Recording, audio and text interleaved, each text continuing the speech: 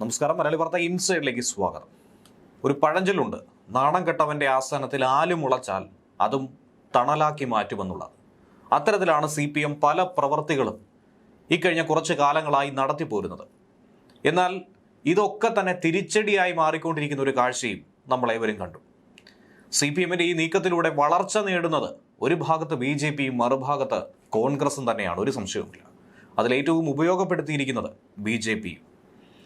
കേരളത്തിൽ എന്തുകൊണ്ട് BJP ശക്തി കൂടുന്നു, BJPയുടെ ഒരു അടിത്തറ ഉണ്ടാകുന്നു എന്ന് ചോദിച്ചാൽ അത് BJP നേതാക്കളുടെയോ പ്രവർത്തകരുടെയോ പരിശ്രമമാണ് എന്ന് പൂർണ്ണമായും പറയാൻ സാധിക്കില്ല. ഒരു ഭാഗത്ത് അവരെ വളർത്തിയത് CPM തന്നെയാണ്. എങ്ങനെയൊക്കെ അവരെ തടയാൻ ശ്രമിക്കുന്നു അതൊക്കെ തന്നെ അവർക്ക് വെള്ളവും വളവുമായി മാറുകയാണ്. ജനങ്ങളുടെ മനസ്സിൽ അവർക്കൊരു സ്ഥാനം സ്വാഭാവികമായും ഉണ്ടായിക്കൊണ്ടിരിക്കുന്നു. ഭരണവിരുദ്ധ വികാരം ഇല്ല എന്ന് പറഞ്ഞ് നിഗളിച്ച് നടക്കുന്ന CPM ഇനിയെങ്കിലും ഇക്കാര്യങ്ങൾ മനസ്സിലാക്കിയില്ലെങ്കിൽ, ദന്തഗോപുരത്തിലിരിക്കാതെ നിലത്തിറങ്ങി വന്ന് കാര്യങ്ങൾ മനസ്സിലാക്കി, ജനങ്ങളുടെ പൾസ് മനസ്സിലാക്കി, അവരുടെ വികാരം മനസ്സിലാക്കി പ്രവർത്തിച്ചില്ലെങ്കിൽ ബംഗാളിലും ത്രിപുരയിലും എന്ത് സംഭവിച്ചോ അതിലും ദയനീയ തോൽവി, വേരുപോലുമില്ലാത്ത അവസ്ഥയിലേക്ക് കാര്യങ്ങൾ മാറും. എന്തായിരുന്നാലും തിരുവനന്തപുരത്ത് നമ്മൾ ഏവരും കണ്ടൊരു പ്രഹസനമായിരുന്നു തിരുവനന്തപുരം വട്ടിയൂർക്കാവ് MLA VK പ്രശാന്ത് ശാസ്തമംഗലം കൗൺസിലറായിട്ടുള്ള ശ്രീലേഖയുമായിട്ടുള്ള പോര്. അതിൽ വ്യക്തിപരമായി സംസാരിച്ച കാര്യങ്ങൾ രാഷ്ട്രീയപരമാക്കി മാധ്യമങ്ങളുടെ മുന്നിൽ എടുത്തിട്ട് കുത്തിത്തിരിപ്പുണ്ടാക്കി അത് വലിയ വിവാദമാക്കാൻ ശ്രമിച്ചപ്പോൾ തക്കതായ തിരിച്ചടിയായിരുന്നു ആ വിഷയത്തിൽ കിട്ടിയത്. ആദ്യം വീമ്പിളക്കി, ഇന്നിപ്പോഴാകട്ടെ വാലുമടക്കി ഓഫീസും മാറിയിരിക്കുന്നു. കോർപ്പറേഷൻ കെട്ടിടത്തിലെ ഓഫീസ് ഒഴിഞ്ഞ് VK പ്രശാന്ത് MLA ഇന്ന് പുതിയ ഓഫീസിലേക്ക് ചേക്കേറിയിരിക്കുകയാണ്. എന്നാൽ ഓഫീസ് തുറന്നു എന്നുള്ളത് ശാന്തമായി പോയി, അവിടെ മറ്റ് പ്രവർത്തനങ്ങൾ ഇനിയുള്ള 3-4 മാസം നടത്തിയാൽ പോരെ എന്നാണ് പലരും ചോദിക്കുന്നത്. അതല്ലാതെ ഇടതനുകൂല മാധ്യമങ്ങളെയൊക്കെ തന്നെ വിളിച്ചു വരുത്തി ഹോം ടൂറും മറ്റുമൊക്കെ നടത്തി ഓഫീസ് ടൂർ എന്ന രീതിയിൽ ഓഫീസിലെ പ്രവർത്തനങ്ങൾ എങ്ങനെയാണ്, അവിടെ വരുന്ന പരാതിക്കാർക്ക് ഇരിക്കാൻ പറ്റുന്നത്, പ്രവർത്തകർക്ക് ഇരിക്കാൻ പറ്റുന്നത്, ഇങ്ങനെയുള്ള വിവരണമൊക്കെ അനാവശ്യമല്ലേ, ഇതൊരു പ്രഹസനമല്ലേ സജി എന്നാണ് പലരും ചോദിക്കുന്നത്. മരുതൻകുഴിയിലാണ് ശാസ്തമംഗലത്ത് നിന്ന് മാറി ഇപ്പോൾ MLAയുടെ നേതൃത്വത്തിൽ പുതിയ ഓഫീസ് തുടങ്ങിയിരിക്കുന്നത്. വൈബ് സൊസൈറ്റിയുടെ കെട്ടിടത്തിലാണ് പുതിയ ഓഫീസ്. ശാസ്തമംഗലത്ത് കോർപ്പറേഷൻ ഹെൽത്ത് ഇൻസ്പെക്ടർ ഓഫീസ് കെട്ടിടത്തിലെ മുറി ഒഴിഞ്ഞു തന്നാൽ തനിക്ക് പ്രവർത്തിക്കാൻ കൂടുതൽ എളുപ്പമായിരിക്കും, വരുന്ന ആളുകൾക്ക് ഇരിക്കാനുള്ള സൗകര്യമുണ്ടാകും, തൻ്റെ ഫയലുകൾ കക്കൂസിൽ വെക്കുന്നതിൽ നിന്നും പുറത്ത് ഒരു ഹോളിലേക്കെങ്കിലും വെക്കാൻ സാധിക്കുമെന്നായിരുന്നു BJP കൗൺസിലറായിട്ടുള്ള R ശ്രീലേഖ ആവശ്യപ്പെട്ടത്. അതിനെ വിവാദമാക്കി രാഷ്ട്രീയമായി ചിത്രീകരിച്ച് അനാവശ്യ വിഷയങ്ങളുണ്ടാക്കി. കോർപ്പറേഷനുമായി കരാറുണ്ട്, ഒരു തരത്തിലും ഒഴിയില്ല, ഇറക്കി വിടാൻ പറ്റുമെങ്കിൽ ഇറക്കി വിട്ടോ, ഇങ്ങനെയൊക്കെയുള്ള വീമ്പിളക്കി. പിന്നീട് തർക്കത്തിനില്ല എന്ന് പറഞ്ഞ്, അതായത് തിരിച്ചടിയായി, അതായത് എത്ര രൂപ വാടകയിലാണ് അവിടെ താമസിക്കുന്നത്, അവിടെ ഓഫീസ് നടത്തുന്നത്, മറ്റു പണം എന്ത് ചെയ്യുന്നു, എന്തൊക്കെയായിരുന്നു പ്രവർത്തനങ്ങൾ, വട്ടിയൂർക്കാവിൽ എന്ത് വികസനം, പല ചോദ്യങ്ങൾക്ക് കാരണമായി അനാവശ്യമായി ഈ 4.5 കൊല്ലം മുന്നോട്ട് പോയ VK പ്രശാന്ത് അനാവശ്യ വിവാദം അവസാന നിമിഷം ഉണ്ടാക്കിയെന്നാണ് മനസ്സിലാക്കേണ്ടത്. CPM നേതൃത്വത്തിന്റെ ഭാഗത്തു നിന്നും കടുത്ത അതൃപ്തി ഈ വിഷയത്തിൽ ഉണ്ടായി എന്നാണ് മനസ്സിലാക്കാൻ കഴിയുന്നത്. കാരണം തിരഞ്ഞെടുപ്പ് അടുത്തിരിക്കുന്ന സമയത്ത് വട്ടിയൂർക്കാവിലെ വികസനം എന്ന പേരിൽ ഒരു ചർച്ചയായി മാറിയിരിക്കുന്നു. കാരണം BJP അടക്കം A ക്ലാസ് മണ്ഡലമായി നോക്കിക്കാണുന്ന വട്ടിയൂർക്കാവ്, കോൺഗ്രസിന് ഏറ്റവും സാധ്യതയുള്ള മണ്ഡലമായി കാണുന്ന വട്ടിയൂർക്കാവ്, ത്രികോണ മത്സരം തന്നെയായിരുന്നു അവിടെ കഴിഞ്ഞ തവണ ഉണ്ടായത്. എന്നാൽ ഈ 2 ടൈമിന് മുന്നേ വട്ടിയൂർക്കാവ് പരിശോധിച്ചു കഴിഞ്ഞാൽ 3ാം സ്ഥാനത്തേക്ക് കൂപ്പുകുത്തപ്പെട്ട CPMന് എങ്ങനെയാണ് കഴിഞ്ഞ 2 തവണ കയറി വരാൻ സാധിച്ചത്? പ്രധാനപ്പെട്ടൊരു ചോദ്യം തന്നെയാണ്. ആ സാധ്യത തന്നെയാണ് ഇന്നിപ്പോൾ VK പ്രശാന്ത് ഇല്ലാതാക്കിയിരിക്കുന്നതെന്നാണ് CPM വൃത്തങ്ങളിൽ നിന്ന് ലഭിക്കുന്ന സൂചന. ജനങ്ങൾക്ക് വളരെ കുറച്ചുകൂടി എളുപ്പത്തിൽ എത്തിച്ചേരാൻ പറ്റുന്ന ഒരു ഇടം എന്ന രീതിയിലാണ് ഈ ഓഫീസ് പരിഗണിച്ചതെന്നാണ് VK പ്രശാന്ത് മറുപടി പറയുന്നത് പോലും. എന്നാൽ പിന്നെ അനാവശ്യ വിവാദങ്ങൾ ഉണ്ടാക്കാതെ വികസന പ്രവർത്തനങ്ങളിലൂന്നി മുന്നോട്ട് പോകാൻ ആദ്യമേ ശ്രമിച്ചുകൂടായിരുന്നു? എന്തിനാണ് വെറുതെ സംഘടിതമായ ചില അസ്വാരസ്യങ്ങൾ പാർട്ടിക്കിടയിലും അതുപോലെ തന്നെ സമൂഹത്തിനിടയിലും ഉണ്ടാക്കിയത്? വട്ടിയൂർക്കാവിലെ ജനങ്ങൾ തന്നെ ഇത് തീരുമാനിക്കുമെന്നതിൽ സംശയമൊന്നും തന്നെയില്ല. 4 മാസം മാത്രമാണ്. ഇതൊന്നും അങ്ങനെ മറന്നു പോകാൻ സാധ്യതയില്ല എന്ന് വേണം മനസ്സിലാക്കേണ്ടത്.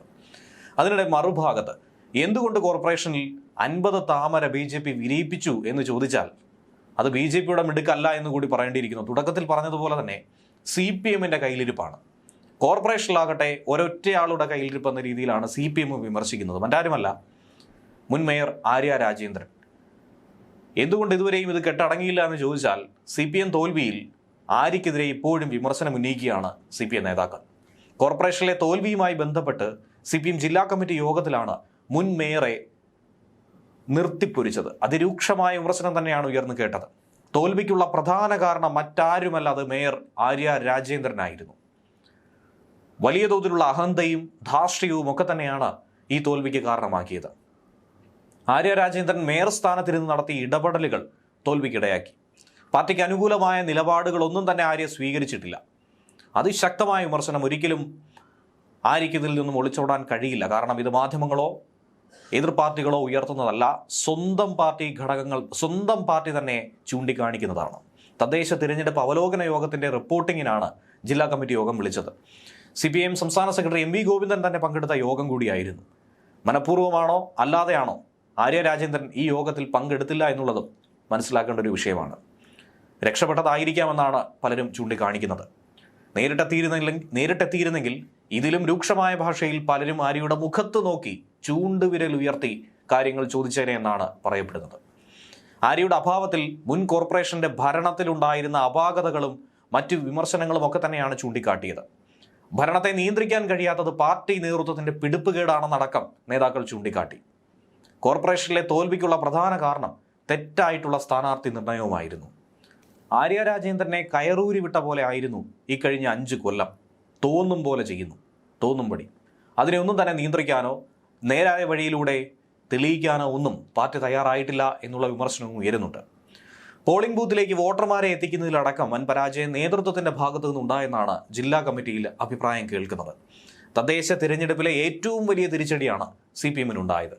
എന്നാൽ അത് നേരിട്ടിട്ടില്ല എന്നുള്ള വാദത്തിൽ ഇപ്പോഴും CPM നിലകൊള്ളുകയാണ്. 2010 കണക്കുകൾ അടക്കം നിരത്തിയാണ് സംസ്ഥാന സെക്രട്ടറി അടക്കം പങ്കെടുത്ത ഈ അവലോകന യോഗത്തിൽ തദ്ദേശ തിരഞ്ഞെടുപ്പ് തോൽവി സംഭവിച്ചത് എങ്ങനെയെന്നും എത്ര ആഘാതം സൃഷ്ടിച്ചു എന്നുള്ളതടക്കം ചൂണ്ടിക്കാട്ടിയത്. കഴിഞ്ഞ 4 തിരഞ്ഞെടുപ്പുകളിൽ തദ്ദേശ തിരഞ്ഞെടുപ്പിന്റെ പ്രചാരണ വേളയിൽ ആര്യ രാജേന്ദ്രനെ മനഃപൂർവ്വമായി ഒഴിവാക്കി എന്നുള്ളൊരു വാർത്ത ആദ്യമേ കേട്ടിട്ടുണ്ടായിരുന്നു, അലയടിച്ചിരുന്നു. ആര്യ സജീവമായിരുന്നില്ല. കാരണം തിരുവനന്തപുരം നഗരത്തിൽ ആര്യയെ മുൻനിർത്തി ഒരു തിരഞ്ഞെടുപ്പ് പരിപാടി നടത്തിയാൽ, സ്ഥാനാർത്ഥിക്ക് വേണ്ടി വോട്ടപേക്ഷ നടത്തി കഴിഞ്ഞാൽ ആ സ്ഥാനാർത്ഥി ജയസാധ്യത ഉണ്ടെങ്കിൽ പോലും തോറ്റുപോകും. അത്ര വലിയ ഇമേജ് ആയിരുന്നു നഗരത്തിൽ ആര്യയ്ക്കുള്ളത്. ആര്യയെ മുൻനിർത്തി മത്സരത്തിനിറങ്ങിയാൽ പാർട്ടിക്ക് തിരിച്ചടിയാകുമെന്ന വിലയിരുത്തൽ നേരത്തെ തന്നെ പാർട്ടിക്കകത്തുണ്ടായിരുന്നു. ഇപ്പോൾ ജില്ലാ കമ്മിറ്റിയിലും ആര്യയ്ക്കെതിരെ വിമർശനം കേട്ടു. കഴിഞ്ഞ ജില്ലാ കമ്മിറ്റി യോഗത്തിലും സമാനമായ വിമർശനം ഉയർത്തിയിരുന്നു. ആര്യയുടെ പല നീക്കങ്ങളും പ്രവർത്തനങ്ങളും ജനങ്ങളെ കോർപ്പറേഷനിൽ നിന്നും അകറ്റുന്ന ഒരു സാഹചര്യം ഉണ്ടാക്കി. കോർപ്പറേഷൻ ഭരണസമിതിക്ക് എതിരാക്കി മാറ്റി. കോർപ്പറേഷൻ ഭരണം ഇടതുപക്ഷത്ത് നിന്നും പോകണമെന്ന് ജനങ്ങളുടെ മനസ്സിൽ ഒരു തോന്നലുണ്ടാക്കി. ഇതിൻ്റെ എല്ലാം കാരണം ഭരണസമിതിയുടെ തെറ്റായ ഭരണവും ഭരണ തലപ്പത്തുണ്ടായ അപാകതയും. ഏത് പ്രതിസന്ധിയിലും ഇടതുപക്ഷത്തിനൊപ്പം നിന്നിരുന്ന തിരുവനന്തപുരം കോർപ്പറേഷൻ 4.5 പതിറ്റാണ്ടിന് ശേഷമാണ് ആദ്യമായി LDFന്റെ കയ്യിൽ നിന്നും പോയത്. എന്നാൽ അത് പോയതാകട്ടെ കോൺഗ്രസിലേക്കല്ല, മറിച്ച് BJPയിലേക്ക്. BJPക്ക് ഇതുവരെ കേരളത്തിൽ നേടാൻ കഴിഞ്ഞതിൽ ഏറ്റവും വലിയ വിജയമായി അതിനെ നോക്കിക്കാണാം. BJP അധികാരം പിടിച്ചു, പകുതിയോളം സീറ്റുകൾ നേടി. ശബരിമല വിവാദവും ഇടതു മുന്നണിക്കേറ്റ തിരിച്ചടിക്ക് കാരണമായെന്നാണ് MV ഗോവിന്ദൻ പങ്കെടുത്ത ഈ ജില്ലാ കമ്മിറ്റി യോഗത്തിൽ വിമർശനം ഉന്നയിച്ചിട്ടുള്ളത്. നേരത്തെ തിരുവനന്തപുരം കോർപ്പറേഷൻ കൈവിട്ടു പോയതിന് ആര്യയെ ശക്തമായി തന്നെ താക്കീത് ചെയ്തിരുന്നു CPM. 1 ഇഞ്ച് പോലും തന്നെ ഇതൊന്നും ബാധിക്കില്ല എന്ന് പറഞ്ഞുകൊണ്ട് വീമ്പിളക്കുകയായിരുന്നു Arya. Not an inch back എന്നെഴുതിയ ആര്യ രാജേന്ദ്രന്റെ വാട്സപ്പ് സ്റ്റാറ്റസുകൾ ഇത്തവണയും ചർച്ചയായിട്ടുണ്ട്. കോർപ്പറേഷനിലെ തോൽവിക്ക് പിറകെ ഇടത് അണികളിൽ നിന്ന് തന്നെ, ആര്യയുടെ അടുത്ത സുഹൃത്തുക്കൾക്കിടയിൽ നിന്ന് തന്നെ വിമർശനം ഉന്നയിക്കപ്പെട്ടിരുന്നു. എന്നാൽ BJP ആകട്ടെ ആര്യയ്ക്കുള്ള നന്ദി പ്രകാശിപ്പിച്ചു, പല പോസ്റ്റുകളും പങ്കുവച്ചു. തങ്ങൾക്ക് ജയിക്കാനുള്ള അവസരം നൽകിയത് ആര്യ രാജേന്ദ്രനാണ്. ജനഹിതം മാറ്റിമറിച്ചത് തങ്ങളുടെ പ്രവർത്തകരുടെയോ തങ്ങളുടെയോ ഒന്നും തന്നെ പങ്കല്ല, ആര്യയുടെ പ്രവർത്തനമായിരുന്നു. പരോക്ഷത്തിൽ ഇതിനെതിരെയുള്ള മറുപടി ആര്യ നൽകിയെങ്കിലും അത് CPM-നുള്ളിലും കനത്ത രീതിയിൽ കൊണ്ടുവന്ന് വേണം മനസ്സിലാക്കാൻ. ആര്യയെ ലക്ഷ്യമിട്ടുകൊണ്ട് മുൻ കൗൺസിലറായിട്ടുള്ള ഗായത്രി ബാബു ഫേസ്ബുക്കിൽ പോസ്റ്റ് ഇട്ടിരുന്നു. ആര്യയുടെ പേരെടുത്ത് പറയാതെയാണ് കൗൺസിൽ അംഗം കൂടിയായിട്ടുള്ള ഗായത്രി ബാബു ഫേസ്ബുക്കിൽ ഇങ്ങനെ കുറിപ്പിട്ടത്. കൗൺസിലിലെ ആരോഗ്യ സ്റ്റാൻഡിംഗ് കമ്മിറ്റി ചെയർപേഴ്സൺ ആയിരുന്നു ഗായത്രി. ഏത് തിരിച്ചടിയിലും ഇടതുപക്ഷത്തെ ചേർത്ത് പിടിച്ച കോർപ്പറേഷൻ ആയിരുന്നു തിരുവനന്തപുരം. ഇതുവരെ മാറിയിട്ടില്ല. കോർപ്പറേഷൻ ജനങ്ങളോട് ഏറ്റവും അടുത്ത് നിൽക്കുന്ന സംവിധാനമായിരുന്നു. ജനങ്ങളോട് ഇഴുകിച്ചേർന്ന് വേണം പ്രവർത്തിക്കേണ്ടത്. ഏത് മുക്കിലും മൂലയിലും സധൈര്യം ഇറങ്ങിച്ചെല്ലാൻ മുൻപുള്ള മേയർമാർക്കും അവരുണ്ടാക്കിയ ടീമിനും കഴിഞ്ഞിരുന്നു. ഈ ജൈവനാഡി ബന്ധത്തിനാലാണ് ഇത്രയും കാലം ഇങ്ങനെ മുന്നോട്ട് പോയത്. ആ ജനകീയതയാണ് നഗരത്തിലെ പാർലമെന്ററി പ്രവർത്തനത്തിൽ LDFനെ മുന്നോട്ട് നയിക്കുന്നത്. ഇക്കഴിഞ്ഞ 5 വർഷം കൊണ്ട് ഈ ജനകീയത ഇല്ലാതാക്കിയെന്നാണ് ഗായത്രി ബാബു പറയുന്നത്. പാർട്ടിയേക്കാൾ വലുതെന്ന ഭാവവും അധികാരപരമായി തന്നെക്കാൾ താഴ്ന്നവരോടുള്ള പുച്ഛവും അധികാരപരമായി മുകളിലുള്ളവരെ കാണുമ്പോൾ മാത്രമുള്ള അതിവിനയവും ഉൾപ്പെടെ കരിയർ ബിൽഡിങ്ങിനുള്ള ഒരു കോക്കസാക്കി മേയർ ഓഫീസിനെ മാറ്റിയെടുത്ത സമയം പുറത്തു വന്നിരിക്കുന്ന 4 ആളുകളെ കാണാൻ കൂട്ടാക്കിയിരുന്നെങ്കിൽ ഇത്രയും വലിയ തിരിച്ചടി ഉണ്ടാകില്ല എന്നായിരുന്നു ഗായത്രി ബാബു ഫേസ്ബുക്കിലൂടെ വിമർശിച്ചത്. എന്തായിരുന്നാലും ഇതൊക്കെ ശരിയാണെന്ന് തെളിയിക്കപ്പെട്ടിരിക്കുന്നു. ന്യൂസ് ഡെസ്ക് മലയാളി വാർത്ത ഇൻസൈറ്റ്.